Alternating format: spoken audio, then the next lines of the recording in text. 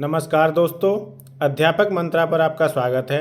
और आज हम पार्ट सेकंड देखेंगे संविधान का। किसका? संविधान का। एक पार्ट हमने कंप्लीट कर लिया था जिसमें हमने 50 प्रश्न किए थे। आज हम आगे का कंटिन्यू करेंगे, ठीक। और इसमें हम किसके प्रश्न करेंगे? पॉलिटी के प्रश्न करेंगे। और कौन से प्रश्न होंगे? जो प्रीवियस ईयर में पूछे गए हैं यूपीएसआई और यूपी कांस्टेबल में, ठीक है। ये सभी परीक्षाओं के लिए उपयोगी है, चाहे वो यूपी ट्रिपल से होने वाली कोई भी परीक्षा हो। पहला प्रश्न है, भारतीय संविधान की भारतीय गणराज्य की आधिकारिक भाषाओं की सूची प्रदान करती है। कौन सी अनुसूची है जिसमें भाषाओं का जिक्र है? तो वो है 8वीं अनुसूची। 51 का उत्तर क्या हो जाएगा? डी हो जाएगा। 8वीं अनुसूची में क्या है? भारतीय भाषाओं का। और कितनी भाषाएं हैं? 22 भाषाएं। कितनी भाषाएं? 22 भाषाएं, ठीक है। बोडो, डोंगरी, मैथिली, संथाली सबसे बाद में जोड़ी गई थी। कौन सी 4 भाषाएं? बोडो, डोंगरी, मैथिली और संथाली। अगला प्रश्न है, भारतीय संविधान में कानून बनाने की निर्धारित प्रक्रिया काफ़ी हद तक किस देश के संविधान से द्वारा प्रभावित है? कौन सी कानून बनाने की प्रक्रिया? तो किससे है? वो है जापान से। किससे है? जापान से। तो यहाँ पे क्या आ जाएगा? जापान। जापान के संविधान द्वारा प्रभावित है। 52 का क्या हो जाएगा? सी हो जाएगा 52 का। अगला है, भारत की संविधान सभा की संघ शक्ति समिति के अध्यक्ष कौन थे? भारत की संविधान सभा की संघ शक्ति समिति के अध्यक्ष कौन थे?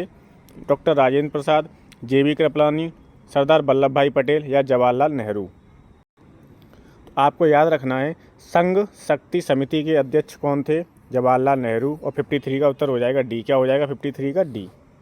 अगला प्रश्न है, भारत के संविधान के मूल दस्तावेज को किसके द्वारा हाथ से लिखा गया था? तो वो थे प्रेम बिहारी नारायण रायजादा। प्रेम बिहारी नारायण रायजादा के द्वारा लिखा गया था मूल दस्तावेज। 54 का उत्तर हो जाएगा सी। क्या हो जाएगा? 54 का सी उत्तर बिल्कुल सही है। क्या नाम है? प्रेम बिहारी नारायण रायजादा। बहुत इंपॉर्टेंट पर्सन है, याद रखना है आपको।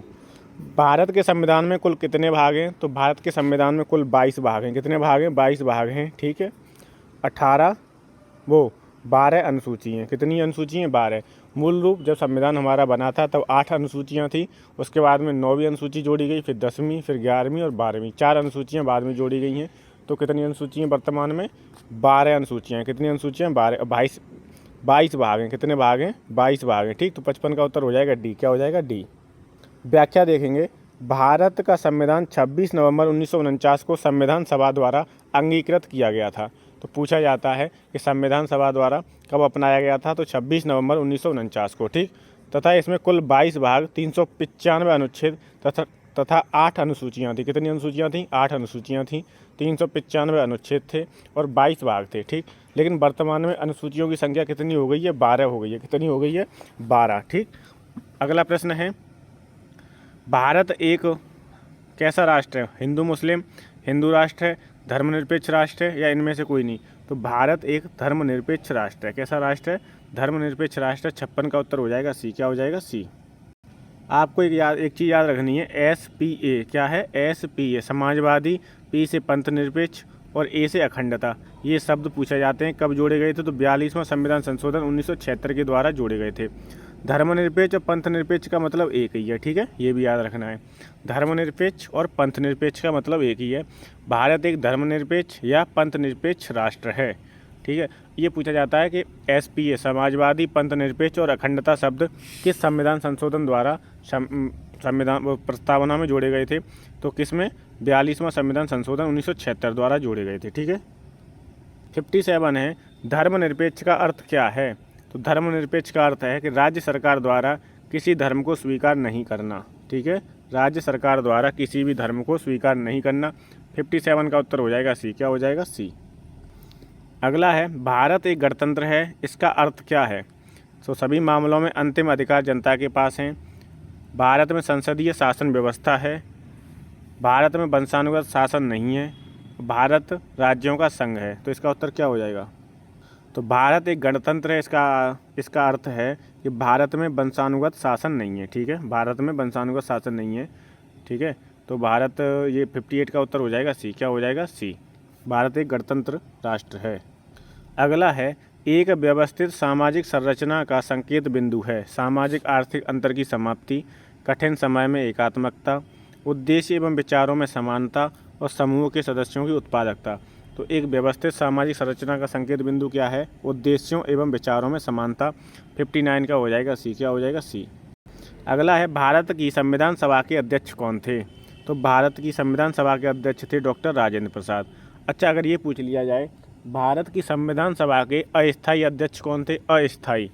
अस्थायी अध्यक्ष थे सच्चिदानंद सिन्हा। कौन थे? अस्थायी अध्यक्ष थे सच्चिदानंद सिन्हा। और स्थायी अध्यक्ष कौन थे? स्थायी थे डॉक्टर राजेंद्र प्रसाद। ठीक है, ये प्रथम सभा के अध्यक्ष थे। भारत की संविधान सभा के प्रथम अस्थायी अध्यक्ष सच्चिदानंद सिन्हा, प्रथम स्थायी अध्यक्ष डॉक्टर राजेंद्र प्रसाद। 60 का उत्तर क्या हो जाएगा? बी हो जाएगा। 60 का आंसर क्या होगा? बी। व्याख्या देखेंगे। संविधान सभा की प्रथम बैठक 9 दिसंबर 1946 को सच्चिदानंद सिन्हा की अध्यक्षता में, जो कि अस्थायी थे, में संपन्न हुआ, जिसमें मुस्लिम लीग ने भाग नहीं लिया था। 11 दिसंबर 1946 को डॉक्टर राजेंद्र प्रसाद संविधान सभा के स्थायी अध्यक्ष निर्वाचित हुए थे। तो जब 9 दिसंबर को हुई तो अस्थायी अध्यक्ष कौन थे? सच्चिदानंद सिन्हा थे। और जब 11 दिसंबर को बैठक हुई तो उसमें स्थायी अध्यक्ष कौन थे? डॉक्टर राजेंद्र प्रसाद थे। जवाहरलाल नेहरू द्वारा 13 दिसंबर 1946 को रखा गया उद्देश्य प्रस्ताव 22 जनवरी 1947 को पारित हो गया था। कब हुआ था पारित उद्देश्य का प्रस्ताव? तो उद्देश्य का प्रस्ताव हुआ था पारित कब? 22 जनवरी 1947 को हुआ था। डॉक्टर BN राव को संवैधानिक सलाहकार तथा भीमराव अंबेडकर को प्रारूप समिति का अध्यक्ष नियुक्त किया गया। तो पूछा भी गया है कि संवैधानिक सलाहकार कौन थे? तो BN राव थे। कौन थे? BN राव। और प्रारूप समिति के अध्यक्ष कौन थे? Doctor BR Ambedkar ji. अगला है भारत का राष्ट्रगान जन गण मन की रचना किसने की थी? तो रविंद्रनाथ टैगोर ने की थी। किसने की थी? रविंद्रनाथ टैगोर ने। 61 का उत्तर क्या हो जाएगा? ए। 61 का क्या हो जाएगा? ए। अगला है किस मामले में आत्मरक्षा का अधिकार उपलब्ध नहीं होगा? तो लोक सेवक द्वारा किया गया कार्य, आपराधिक अत्याचार को रोकने में, जंगम संपत्ति की रक्षा में, या उपरोक्त सभी। तो किस मामले में आत्मरक्षा का अधिकार उपलब्ध नहीं होगा? लोक सेवक द्वारा किया गया कार्य। ठीक है, 62 का उत्तर क्या हो जाएगा? ए हो जाएगा। क्या हो जाएगा? ए। अगला है आत्मरक्षा का अधिकार क्या होता है? तो अपने शरीर के प्रति अपराध से प्रतिरक्षा, दूसरों के शरीर की प्रतिरक्षा, चोरी लूट आदि अपराध से प्रतिरक्षा। तो इसके तीनों विकल्प सही हैं, उपरोक्त सभी। आत्मरक्षा का अधिकार डी हो जाएगा। ठीक है, क्या हो जाएगा? डी। 63 का क्या हो जाएगा? डी। अगला है भारत का गणतंत्र, इसका अर्थ क्या होगा? तो भारत का गणतंत्र, तो भारत में क्या है, जो सरकारें हैं वो किससे? आम जनता द्वारा निर्वाचित होती हैं। किसके द्वारा होती हैं? आम जनता द्वारा निर्वाचित होती हैं। और भारत में कोई भी वंशानुगत शासन नहीं है कि कोई जैसे PM बना तो उसी का बेटा या उसी का वारिस PM बनेगा, नहीं। ठीक है, भारत में क्या है? निर्वाचित प्रणाली है भारत। तो भारत एक गणतंत्र राष्ट्र है। इसका मतलब ये हो गया कि भारत में वंशानुगत शासन नहीं है। भारत में वंशानुगत शासन नहीं है। ठीक है, 64 का उत्तर हो जाएगा सी। 64 का आंसर क्या होगा? सी। व्याख्या देखेंगे। किसी भी गणतंत्र में राज्य प्रमुख हमेशा प्रत्यक्ष अथवा अप्रत्यक्ष रूप से जनता द्वारा एक निश्चित समय के लिए चुनकर आता है। ठीक है, इसका अर्थ है कि भारत में वंशानुगत शासन नहीं है, क्योंकि भारत का प्रमुख अर्थात राष्ट्रपति चुनाव के जरिए चुनकर आता है। इसका चुनाव 5 वर्ष के लिए अप्रत्यक्ष चुनाव प्रणाली से किया जाता है। तो क्या होता है? चुनाव चुन के आता है। राष्ट्रपति किससे आता है? अप्रत्यक्ष रूप से चुन के आता है। ठीक है, कौन कौन भाग लेता है इसमें? तो विधानसभा के सदस्य और लोकसभा के सदस्य। अगला है भारत का संविधान लागू होने के समय इनमें से कितने अनुच्छेद अनुसूचियाँ थीं? तो अभी बताया था 22 भाग थे, 8 अनुसूचियाँ थी और 395 अनुच्छेद थे जब भारत का संविधान बना था। ठीक, तो 395 अनुच्छेद और 8 अनुसूचियाँ थीं। 65 का आंसर हो जाएगा डी। क्या हो जाएगा? डी। भारतीय संविधान का निर्माण किस सभा द्वारा किया गया था? लोकसभा द्वारा, संविधान सभा द्वारा, राज्यसभा द्वारा, या उपयुक्त में से कोई नहीं। तो भारतीय संविधान का निर्माण किया गया था संविधान सभा द्वारा। ठीक है, 66 का उत्तर क्या हो जाएगा? बी हो जाएगा। क्या हो जाएगा? बी। व्याख्या देखते हैं इसकी। भारतीय संविधान का निर्माण कैबिनेट मिशन योजना के आधार पर, कैबिनेट मिशन योजना याद रखनी है। ठीक, कैबिनेट मिशन योजना के आधार पर प्रांतीय विधानसभाओं के सदस्यों द्वारा अप्रत्यक्ष निर्वाचन प्रणाली से गठित संविधान सभा द्वारा किया गया था, जिसके स्थायी अध्यक्ष कौन थे? डॉक्टर राजेंद्र प्रसाद थे। तथा इसकी पहली बैठक 9 दिसंबर 1946 को हुई थी। इसमें सदस्यों की संख्या कितनी थी? 389 थी, जिसमें 15 महिलाएं थीं। संख्या भी पूछी गई है, कितने लोग थे टोटल? 389 थे, इसमें महिलाएं कितनी थी? 15 थीं। ठीक है, पूरा संविधान बनने में कितना समय लगा था? ये भी प्रश्न पूछा गया है। 2 साल 11 माह 18 दिन। कितना? 2 साल 11 माह और 18 दिन, ये भी याद रखना है। ठीक है, 2 साल 11 माह 18 दिन। भारतीय संविधान को किस दिन अंगीकृत, अधिनियमित और आत्मर्पित किया गया था? तो मिति मार्गशीर्ष शुक्ला सप्तमी संवत 2006 विक्रमी को किया गया था। ऐसा इसमें कैसे याद करेंगे आप, जैसे संवत है तो संवत क्या है, ये जो संवत है ना तब कब हुआ था, तो ये तो तारीख याद है ना, 26 नवंबर 1946 को। कब? 26 नवंबर 1946 को। ठीक, अब उसमें क्या करोगे आप, 1946 में जब आपको संवत निकालनी है उसका ट्रिक बता रहा हूँ, 57 ऐड कर दोगे। कितना? 57। 46 7 और 6 13 नहीं हो रहा। भारतीय संविधान इसमें क्या करेंगे, हाँ 26 नवंबर 1949 को ये क्या हुआ था, अंगीकृत, अधिनियमित और आत्मार्पित किया गया था। ठीक, अब संवत निकालनी, संवत निकालने के लिए क्या करते हैं, जो भी सन होगी, सन में क्या जोड़ देंगे, 57 जोड़ देंगे। ठीक है, तो 57 जब इसमें जोड़ देंगे तो कितना हो जाएगा, 2006 हो जाएगा। क्या हो जाएगा, तो 2006 हो जाएगा।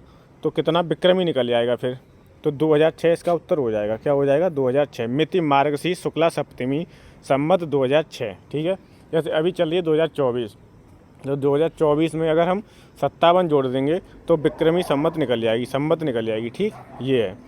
तो अगर आपको वो याद रहेगा तो कब किया गया था, तारीख में पूछेगा तो 26 नवंबर 1949 को, और विक्रम संवत में पूछेगा तो 2006 याद रखनी है। क्या याद रखनी है, 2006। ठीक है, तो 67 का उत्तर क्या हो जाएगा, बी हो जाएगा। क्या हो जाएगा, बी।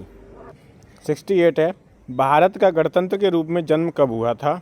तो भारत का गणतंत्र के रूप में जन्म हुआ था 26 जनवरी 1950 को। कब हुआ था, 26 जनवरी 1950 को गणतंत्र के रूप में जन्म हुआ था। 68 का उत्तर हो जाएगा ए। क्या हो जाएगा, ए। संविधान सभा में किस देशी रियासत के प्रतिनिधि ने भाग नहीं लिया था? मैसूर, हैदराबाद, जूनागढ़ या कश्मीर? तो हैदराबाद की देशी रियासत ने इसमें संविधान सभा में भाग नहीं लिया था। 69 का उत्तर हो जाएगा बी। क्या हो जाएगा, बी। चलिए व्याख्या देखते हैं इसकी। संविधान निर्माण प्रक्रिया के दौरान एकमात्र रियासत जिसने भाग नहीं लिया था वह थी हैदराबाद। कौन थी, हैदराबाद। अन्य सभी रियासतों ने अपने प्रतिनिधि संविधान सभा में भेजे थे। हैदराबाद को बाद में ऑपरेशन पोलो के तहत भारत संघ में शामिल किया गया था। तो ये पूछा भी जाता है कि इनमें से किस रियासत को ऑपरेशन पोलो के तहत भारत में शामिल किया गया था, तब आपका उत्तर होगा हैदराबाद। तो हैदराबाद किससे संबंधित है, ऑपरेशन पोलो से संबंधित है। ठीक, अगला प्रश्न है, संविधान के किस अनुच्छेद में अनुसूचित जाति व जनजाति हेतु राष्ट्रीय आयोग का प्रावधान है? अनुच्छेद 337, अनुच्छेद 334, अनुच्छेद 338 या अनुच्छेद 339? तो अनुच्छेद 338 में अनुसूचित जाति और जनजाति हेतु राष्ट्रीय आयोग का प्रावधान है। 70 का उत्तर क्या हो जाएगा, सी हो जाएगा। 70 का क्या हो जाएगा, सी। अगला है, निम्नलिखित में से किस क्षेत्र में 1813 के चार्टर एक्ट में भारत में अंग्रेजी नीति में मौलिक परिवर्तन आया था? 1813 के चार्टर एक्ट में किस में आया था परिवर्तन? कृषि में, शिक्षा में, जन स्वास्थ्य में या तकनीकी शिक्षा में? तो शिक्षा में आया था। और 1813 के चार्टर एक्ट के तहत 1 लाख रुपए भारत को मिले थे शिक्षा पे खर्च करने के लिए। कितने रुपए मिले थे, 1 लाख। पूछा गया है कई बार कि 1 लाख जो रुपए मिले थे वो किस चार्टर एक्ट के तहत मिले थे? तो 1813 के चार्टर एक्ट के तहत भारत को शिक्षा पे खर्च करने के लिए 1 लाख रुपए मिले थे। ये हमारे जो प्रश्न हुए 71, ये थे संविधान का संवैधानिक विकास से संबंधित थे। ठीक, जिसमें हमने 71 प्रश्नों का अध्ययन किया है। अगला है हमारा टॉपिक उद्देश्य का। ठीक है, उद्देश्य का बहुत ही इम्पोर्टेंट है। ठीक है, इसमें कितने प्रकार का न्याय की बात की गई है ना। ये संविधान की जो प्रस्तावना है, प्रस्तावना वो बहुत इम्पोर्टेंट है, उससे प्रश्न पूछे जाते हैं पेपर में। तो पहला प्रश्न है, प्रस्तावना को संविधान की राजनीतिक कुंडली किसने कहा है, के रूप में किसने वर्णित किया है या किसका कथन है ये संविधान की राजनीतिक कुंडली? K M. Munshi, N. Madhav Rao, doctor B R. Ambedkar या अल्लादी कृष्णा स्वामी अय्यर? तो संविधान की राजनीतिक कुंडली प्रस्तावना को किसने कहा है? के.एम. मुंशी ने। किसने कहा है? के.एम. मुंशी ने। इम्पोर्टेंट फैक्ट है, याद रखना है। ठीक, के.एम. मुंशी। अगला है, प्रस्तावना के अनुसार भारतीय संविधान अपना अधिकार से प्राप्त करता है। तो भारतीय संविधान अपना अधिकार किससे प्राप्त करता है? वो करता है द पीपल ऑफ इंडिया या भारत की जनता। तो इसका दूसरे का उत्तर क्या हो जाएगा? ए। क्या हो जाएगा? ए हो जाएगा, भारत की जनता। अगला है, किस अंग्रेजी राजनीतिक वैज्ञानिक ने उद्देशिका को भारतीय संविधान की कुंजी की नोट कहा है? की नोट किसने कहा है? भारतीय संविधान की कुंजी उद्देशिका को किसने कहा है? तो सर अर्नेस्ट बारकर ने कहा है। किसने कहा है? सर अर्नेस्ट बारकर ने, इम्पोर्टेंट है ये भी कथन वाले प्रश्न बहुत इंपॉर्टेंट होते हैं क्योंकि ये थोड़ा यूनिक रहते हैं और ये आपको हर जगह नहीं मिलेंगे। ठीक, तो उद्देशिका को भारतीय संविधान की कुंजी कीनोट किस अंग्रेजी राजनीतिक वैज्ञानिक ने कहा है? सर अर्नेस्ट बारकर ने। भारतीय संविधान की उद्देशिका में व्यक्त किए गए न्याय सामाजिक, आर्थिक और राजनीतिक, ये 3 तरह के न्याय की बात की गई है। इसकी ट्रिक ऐसे याद कर सकते हैं, आ स रा। ठीक है, आ से हो जाएगा आर्थिक न्याय, सा से हो जाएगा सामाजिक न्याय और रा से हो जाएगा राजनीतिक। लेकिन आपको ये क्रम में याद रखने, सामाजिक, आर्थिक और राजनीतिक। ठीक है, ऐसे यार जो ये न्याय हैं 3 तरह के, वो ये कहाँ से लिया गया? रूसी क्रांति, अमेरिकी क्रांति, फ्रांसीसी या गौरवशाली? तो ये वर्ड जो तीनों हैं वो लिए गए हैं रूसी क्रांति से। किससे लिए गए हैं? रूसी क्रांति से। इसका उत्तर क्या हो जाएगा? ए हो जाएगा। अगला है, उद्देशिका को किसके मामले में भारत के संविधान का हिस्सा माना गया था? उद्देशिका को किसके मामले में? तो वो था केशवानंद भारती बनाम केरल राज्य, 1973 का मामला है। कब का है? 1973 का है। ठीक, केशवानंद भारती बनाम केरल राज्य उद्देशिका को इस मामले में भारत के संविधान का हिस्सा माना गया था। अगला प्रश्न है, 13 दिसंबर 1946 को संविधान सभा में ऐतिहासिक उद्देश्य संकल्पों को किसने रखा था? जवाहरलाल नेहरू, एम.एन. रॉय, सरदार वल्लभ भाई पटेल या महात्मा गांधी? तो 13 दिसंबर को उद्देश्य संकल्प किसने रखा था? जवाहरलाल नेहरू ने। 6 का क्या हो जाएगा? ए हो जाएगा। 6 का क्या होगा? ए। अगला है, हमारी प्रस्तावना में स्वतंत्रता, समानता और बंधुता के आदर्शों को कहाँ से लिया गया है? फ्रांसीसी क्रांति, अमेरिकी क्रांति, रूसी क्रांति या गौरवशाली क्रांति? तो इसका उत्तर हो जाएगा स्वतंत्रता, समानता, बंधुता के जो आदर्श शब्द हैं ये कहाँ से लिए गए हैं? फ्रांसीसी क्रांति से। तो 7 का उत्तर क्या हो जाएगा? ए हो जाएगा। 7 का क्या हो जाएगा? ए, फ्रांसीसी क्रांति। अगला प्रश्न है, भारतीय संविधान की प्रस्तावना में निम्न में से किस मुख्य शब्द का उल्लेख भारत के सभी लोगों के बीच सामान्य भाईचारे की भावना को प्राप्त करने के उद्देश्य से किया गया है? सामान्य भाईचारे की भावना को प्राप्त करने के उद्देश्य से किया गया है। चलिए विकल्प देखते हैं। तो पहला है समाजवादी, लोकतांत्रिक, बंधुता या न्याय? तो वो इसका उत्तर हो जाएगा क्या? बंधुता। क्या हो जाएगा? बंधुता हो जाएगा। ठीक है, चलिए व्याख्या देखते हैं। भारतीय संविधान की प्रस्तावना में निहित शब्द बंधुता का शाब्दिक अर्थ होता है सभी भारतीयों के बीच सर्वमान्य भाईचारे का व उनके एक होने की भावना का होना, जिससे समाज में व्यक्ति की गरिमा तथा राष्ट्र की एकता और अखंडता सुनिश्चित की जा सके। ठीक है, अगला है, भारतीय संविधान की प्रस्तावना में प्रयुक्त निम्नलिखित में से किस शब्द पद का अर्थ है विशेषाधिकार का अभाव? समानता, बंधुता, स्वतंत्रता या संप्रभुता? विशेषाधिकार का अभाव किस शब्द का अर्थ है? तो वो है इक्वलिटी, समानता का। ठीक, 9 का उत्तर क्या हो जाएगा? ए। 9 का क्या हो जाएगा? ए। अगला प्रश्न है, 26 नवंबर 1949 को गृहीत मूल भारतीय संविधान की प्रस्तावना में निम्नलिखित में से किस शब्द का उल्लेख नहीं है? तो मैंने अभी बताया था किसका नहीं है? धर्मनिरपेक्ष का। SPA, समाजवाद, पंथनिरपेक्ष और अखंडता। पंथनिरपेक्ष को ही हम बोलते हैं धर्मनिरपेक्ष। ठीक है, ये शब्द 42वां संविधान संशोधन 1976 के द्वारा जोड़े गए थे। ठीक है, तो इसका उत्तर 10 का क्या हो जाएगा? डी हो जाएगा। क्या हो जाएगा? डी। अगला प्रश्न है, भारतीय संविधान की उद्देशिका में अब तक कितनी बार संशोधन किया गया है? तो भारतीय संविधान की उद्देशिका में अब तक 1 बार संशोधन किया गया। कितने बार? 1 बार। ठीक है, तो 11 का उत्तर क्या हो जाएगा? सी हो जाएगा। 11 का क्या होगा? सी। व्याख्या देखेंगे, भारतीय संविधान की उद्देशिका में केवल 1 बार संशोधन किया गया है। उद्देशिका में 42वां संविधान संशोधन 1976 द्वारा 3 नए शब्द जोड़े गए थे, समाजवादी, पंथनिरपेक्ष और अखंडता। ठीक, पंथनिरपेक्ष और धर्मनिरपेक्ष एक ही बात है। पंथनिरपेक्ष की जगह आपको धर्मनिरपेक्ष भी दे सकता है। ठीक है, अगला प्रश्न है, निम्नलिखित में से कौन सी वस्तुपरक संकल्प में अभिव्यक्त मौलिक प्रतिबद्धताओं की वह सूची है जिसे हमारे संविधान में स्थान दिया गया है? समानता, स्वतंत्रता, लोकतंत्र, संप्रभुता और समतावाद? तो ये नहीं होगा इसमें। ठीक है, ये वाला गलत हो गया। समानता, स्वतंत्रता, भ्रातृत्व, समाजवाद और संप्रभुता, ये भी गलत हो गया। समानता, स्वतंत्रता, लोकतंत्र, संप्रभुता, एक सर्वदेशीय पहचान, ये भी गलत। तो कौन सा उत्तर हो जाएगा? डी। समानता, स्वतंत्रता, भ्रातृत्व, लोकतंत्र और संप्रभुता की बात की गई है और इसी को स्थान दिया गया है। तो 12 का उत्तर क्या हो जाएगा? 12 का उत्तर हो जाएगा डी। क्या हो जाएगा? 12 का डी हो जाएगा। ठीक, अगला है किस संविधान संशोधन द्वारा प्रस्तावना में संशोधन किया गया और भारत के विवरण को सार्वभौम लोकतांत्रिक गणराज्य से सार्वभौम समाजवादी धर्मनिरपेक्ष लोकतांत्रिक गणराज्य में बदल दिया गया। तो वो था 42वां संविधान संशोधन 1976। 42वां संविधान संशोधन 1976 में ये बदल दिया गया था। और इसकी मैंने ट्रिक बताई थी, SPA समाजवाद, पंथ निरपेक्ष और अखंडता। पंथ निरपेक्ष को हम धर्मनिरपेक्ष भी बोलते हैं। ठीक है, तो 13 का उत्तर क्या हो जाएगा? डी हो जाएगा। अगला प्रश्न है किस वर्ष में शब्द समाजवाद, धर्मनिरपेक्ष, एकता और अखंडता संविधान की प्रस्तावना में शामिल किए गए थे? तो वो 1976 में। और किस संविधान संशोधन द्वारा? तो 42वें संविधान संशोधन द्वारा इन्हें ऐड किया गया था। ठीक है, SPA संविधान, समाजवाद, P से पंथ निरपेक्ष या धर्मनिरपेक्ष, और एकता और अखंडता। ठीक है, तो 14 का उत्तर क्या हो जाएगा? C।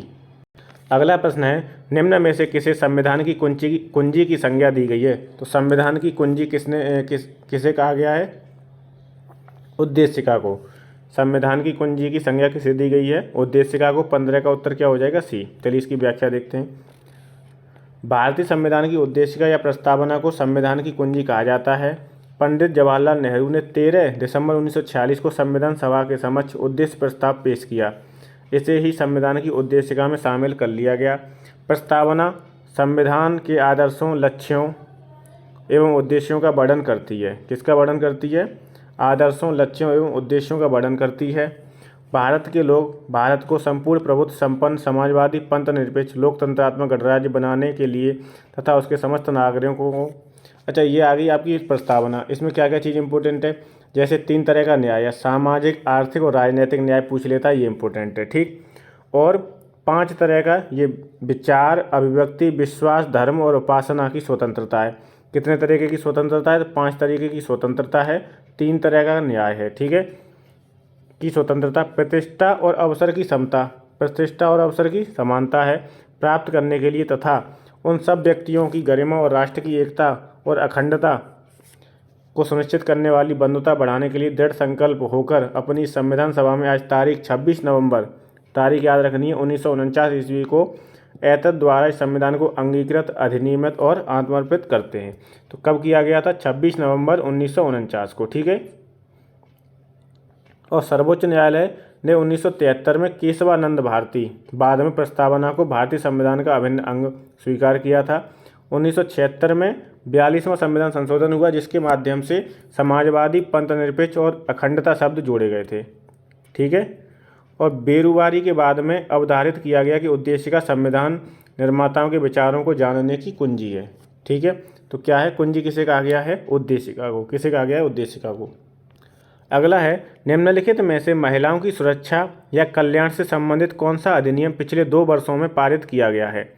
तो महिलाओं का अशिष्ट प्रतिरूप प्रतिषेध अधिनियम, घरेलू हिंसा से महिलाओं की सुरक्षा अधिनियम, कार्यस्थल पर महिलाओं का लैंगिक उत्पीड़न अधिनियम या कारखाना अधिनियम। तो पिछले 2 वर्षों में पारित किया गया वो है कार्यस्थल पर महिलाओं का लैंगिक उत्पीड़न। ठीक है, अधिनियम। 16 का उत्तर क्या हो जाएगा? C। अगला है निम्न में से कौन भारत को एक धर्मनिरपेक्ष राज्य बनाता है? तो कौन बनाता है? मूल अधिकार, नवीं अनुसूची, निर्देशक सिद्धांत या संविधान की प्रस्तावना? तो संविधान की प्रस्तावना भारत को क्या बनाती है? धर्मनिरपेक्ष, पंथ निरपेक्ष, धर्मनिरपेक्ष बनाती है। और 17 का आंसर क्या हो जाएगा? डी हो जाएगा। क्या हो जाएगा? डी। अगला है भारतीय संविधान की प्रस्तावना में समाजवाद शब्द किस संशोधन के अंतर्गत जोड़ा गया था? तो 42वां संविधान संशोधन 1976 द्वारा जोड़ा गया था। ठीक है, कब जोड़ा गया था समाजवाद? तो 1976 द्वारा। कब? 42वां संविधान संशोधन द्वारा। समाजवादी, पंथ निरपेक्ष और अखंडता शब्द जोड़े गए थे। ठीक, पंथ निरपेक्ष को क्या बोलते हैं? धर्मनिरपेक्ष भी बोलते हैं। तो धर्मनिरपेक्ष भी बोल सकता है पंथ निरपेक्ष को रिप्लेस करके। तो ये आपको याद रखना है। ठीक है, ये आपकी उद्देशिका हो गई। और उससे पहले हमने टॉपिक कवर किया था संविधान का वो संवैधानिक विकास इसका। ठीक है, अब हम टॉपिक वाइज चलेंगे। ठीक है, नागरिकता पढ़ेंगे। नागरिकता के बाद में क्या आएगा? मूल अधिकार आएंगे, फिर राज्य के नीति निर्देशक तत्व आएंगे, फिर मूल कर्तव्य आएंगे। ठीक है, एक क्लास में कम से कम 50 प्रश्न प्लस कवर करेंगे। ठीक है, 50+ प्रश्न कवर करेंगे।